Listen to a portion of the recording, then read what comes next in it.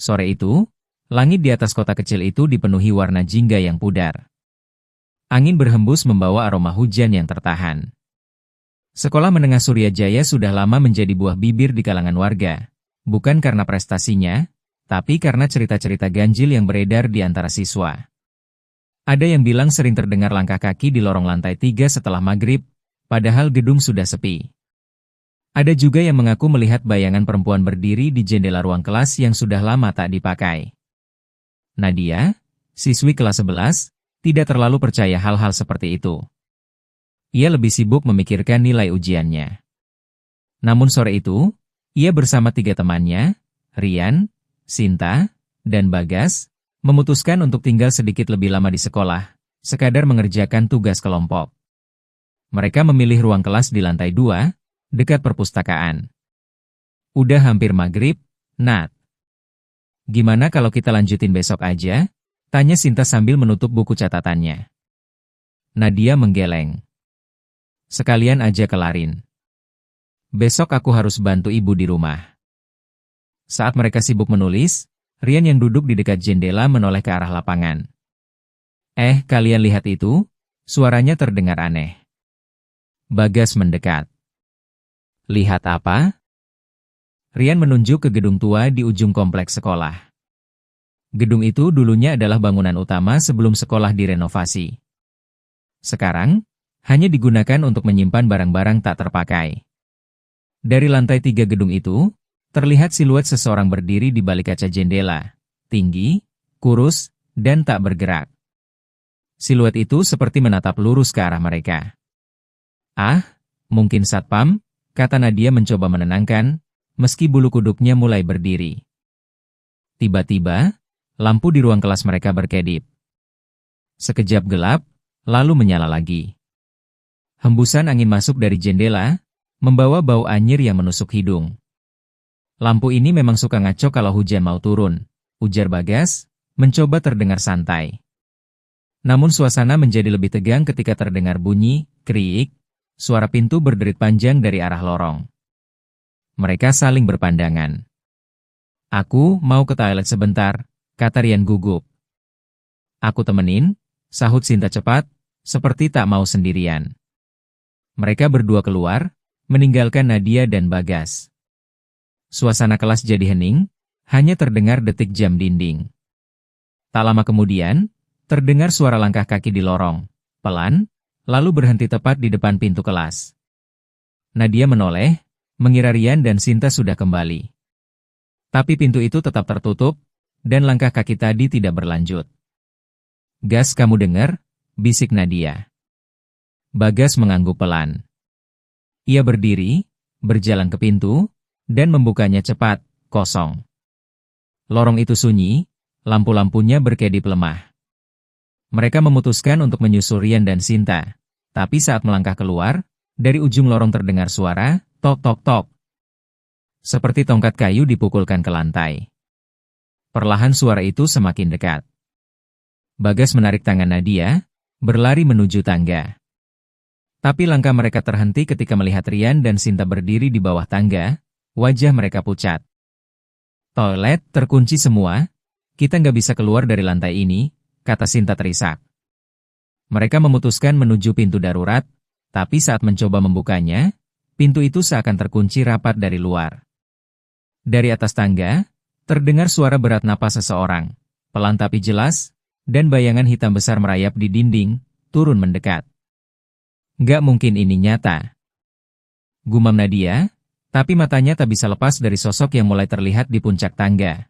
Tinggi, berambut panjang acak-acakan, matanya merah menyala seperti bara, dan di tangannya menggenggam tongkat kayu berlumur darah. 4 pasang kaki itu melangkah mundur bersamaan. Sosok tinggi dengan mata merah dan tongkat kayu itu berdiri di puncak tangga, tak bergerak. Napasnya berat, seperti ada yang mendesis di setiap tarikan udara. Lampu lorong berkedip-kedip, membuat bayangannya tampak memanjang di dinding. Gas, kita harus lari, bisik Nadia dengan suara tercekat. Tanpa pikir panjang, mereka berbalik dan berlari menyusuri koridor.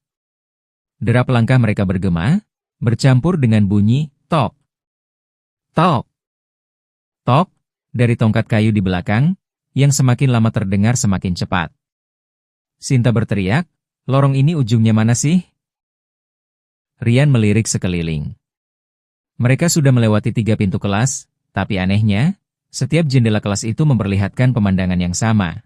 Kursi berdebu, papan tulis penuh coretan kapur yang kabur, dan sosok perempuan berambut panjang berdiri menghadap dinding.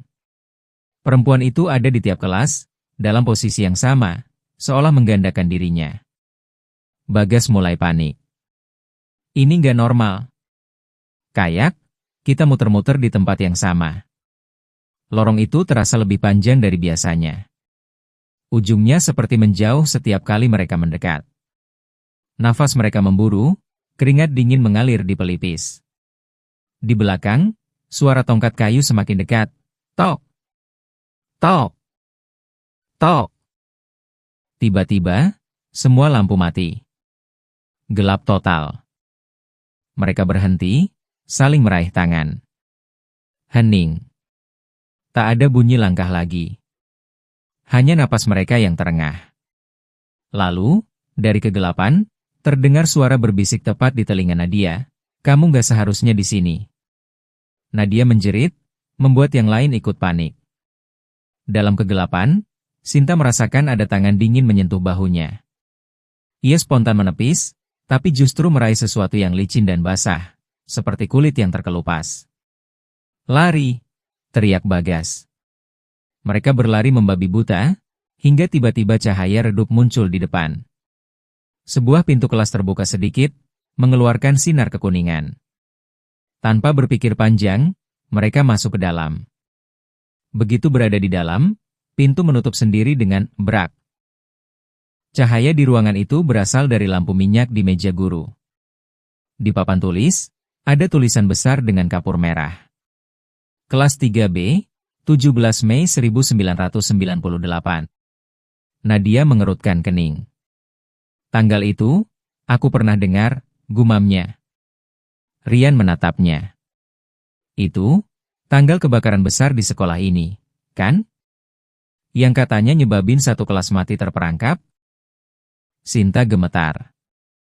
Berarti ini, ruang kelas itu? Bagas menelan ludah. Tapi kenapa masih ada di sini? Bukannya gedungnya udah direnovasi? Sebelum mereka sempat berpikir, pintu kelas kembali terbuka perlahan. Bukan ke lorong sekolah mereka yang tadi, tapi ke koridor lain, lebih gelap, lebih sempit, dengan dinding penuh jelaga hitam seperti bekas terbakar.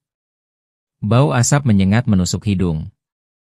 Suara langkah tongkat kayu terdengar lagi, kali ini dari dalam koridor gelap itu. Rian mundur. Tapi di belakang mereka, jendela-jendela kelas mulai bergetar, dan dari luar tampak puluhan wajah pucat menempel di kaca, menatap mereka tanpa berkedip. Beberapa wajah itu hangus terbakar, kulitnya melepuh, dan matanya seperti meleleh. Sinta memekik, menutup wajahnya. Nadia menarik semua orang menuju koridor hitam itu, berpikir hanya itu jalan keluar. Mereka berlari, tapi koridor ini justru semakin menyesatkan. Belokan demi belokan membawa mereka ke ruangan-ruangan lain yang tidak pernah ada di peta sekolah. Di salah satu belokan, mereka berhenti mendadak. Di ujung sana, terlihat ruang guru. Namun yang membuat mereka terpaku adalah, semua guru yang duduk di dalam ruangan itu tampak seperti mayat yang sudah membusuk, mengenakan seragam sekolah yang sama seperti mereka. Di tengah ruangan, seorang wanita tua berdiri, menatap mereka. Senyumnya lebar, namun matanya kosong. "Selamat datang kembali, murid-muridku," suaranya serak, tapi jelas. Wanita tua itu berdiri di tengah ruang guru yang remang, seolah menunggu mereka sejak lama. Seragamnya lusuh, warna putih abu-abu yang memudar, dengan lencana sekolah yang hampir terkelupas. Rambutnya yang panjang sebagian memutih, sebagian gosong seperti terbakar. "Masuklah," ucapnya lagi. Suaranya pelan, tapi seolah menembus kepala, memaksa kaki mereka melangkah. Nadia mencoba menahan, tapi tubuhnya seperti kehilangan kendali. Begitu melewati pintu, udara di dalam terasa panas dan berat, mirip ruang yang penuh asap. Meja-meja guru berderet rapi, tapi di atasnya bukan buku atau map, melainkan sisa-sisa tulang manusia yang masih terikat dengan serpihan kain seragam. Rian menatap salah satu meja, lalu terbelalak. "Ini, tulang-tulang siswa," bisiknya. Wanita itu tersenyum tipis. "Bukan siswa, guru-guru yang meninggalkan kami saat kami terjebak dalam api."